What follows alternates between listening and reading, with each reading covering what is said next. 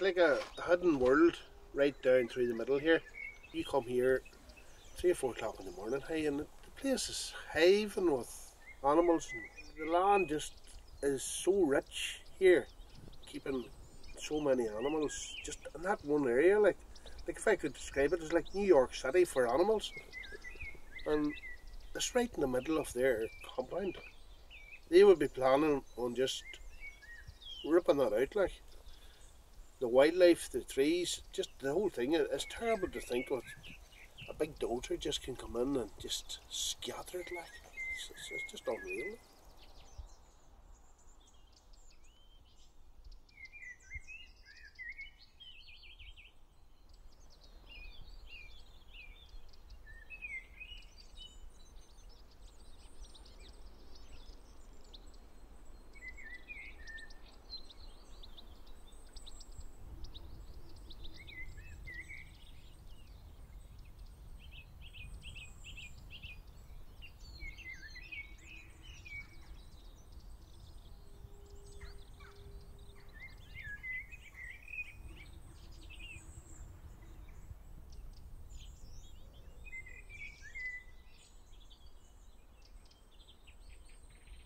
Farming's, it's a whole lot of things. It's a sense of place, and you take pride in what you're doing. You try and do the best you can to where the animals, the same as family life, you do your best to give them the best you can, and try and leave it better than you got it before, to hand it on to the next generation. As Rosemary said, like her father inherited the land from his father, and it got handed down to her, and we've made a go at it now, and I've got 2 children there, and it'll be handed on to them too, and it's just nice to have that sentiment to hand it on and leave something better before, you know, because there is the chance, if this gets into production in 10-20 years time down the line, when they say we need to go bigger, they're just going to start pushing out and filtering out, and we'll just be cast to the one side. Like, for you've got livestock and fields where the water from here is running down, and that'll run through several farms, like, and it's impossible to try and stop them animals coming in contact with the runoff from here. If them animals drink it, does that leave them safe to go to the food chain? And then kind of question is asked. You've got all that, you've got animal welfare as well as human rights and the welfare of the people in the area too.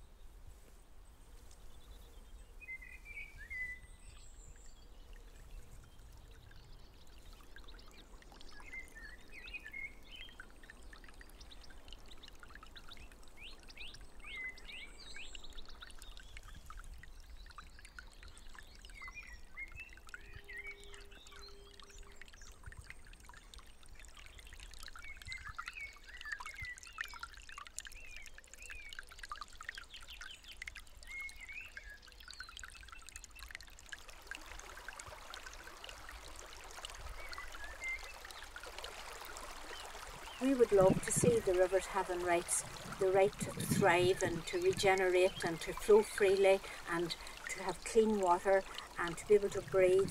And our 2 rivers, the Owen Killew and the Owen Ray, they are special areas of conservation because of the presence of freshwater pearl mussels, salmon, otters and brown trout.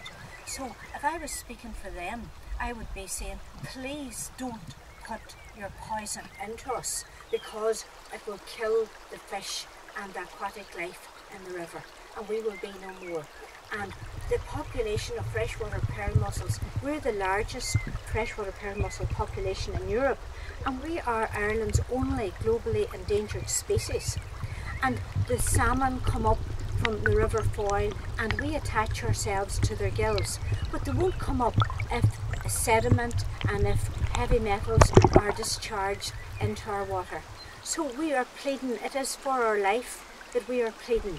we will be no more, we will be extinct if this gold mine goes ahead, because the gold mining company intend to discharge arsenic, mercury, cadmium, chromium, copper, zinc, lead, nickel and a host of other heavy toxic metals into the water, and we are very fearful for our future because we will be poisoned.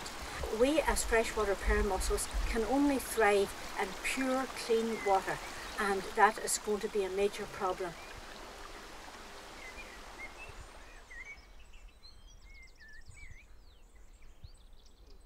It's not big ignorant men stopped this gold mining company, it's young mothers. They've stood in front of diggers up here, there's two mothers stood in front of two diggers up here. Stopped them. Diggers had to turn and go. You know, and that's why young mothers is here, and it's their young, you know, the same as the young of that area down there. Well, it is a quiet area, like it's a vibrant area, but it's, as you can hear, it's quiet and peaceful. Like, and like as parents, like when there's no fear for letting them to go outside and play. There's no risks or dangers. Like if the traffic and everything that will be going on involved with the mining process, you'd have to ask yourself, can you let them run through the field or go on ahead up the road to go and play? And you couldn't with everything, with the traffic alone, you couldn't.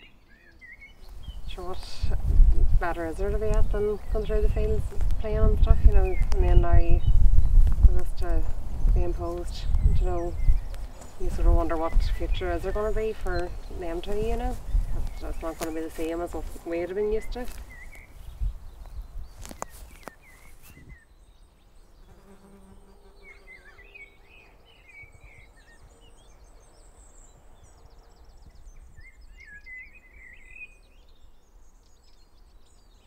It would devastate you to imagine how this place would be. Like, you know, we don't even realise how bad it would be. We still think it's just going to be diggers and dozers and stuff. Like, this is going to be a monster. This is a monster. You know, monster. If they get this in here for a dumping ground to draw their stuff into here to wash it, like, this place is gone. The dust from the gold mine, which will contain the heavy metals, will blow about in the air and will land on the earth, and the earth will be poisoned. They're going to blow about in the air and they will land on the trees, and the trees won't be able to breathe and the trees will die. They will land on the grass and the same will happen, and this will be a barren environment, like a desert. And you can see photographs from other countries in the world where there's gold mining, where it has gone ahead, and it is just like a moonscape, a barren, desolate landscape. And there will be no life here, no wild animals, no wild birds, no insects, all the wildlife that is in abundance in this area.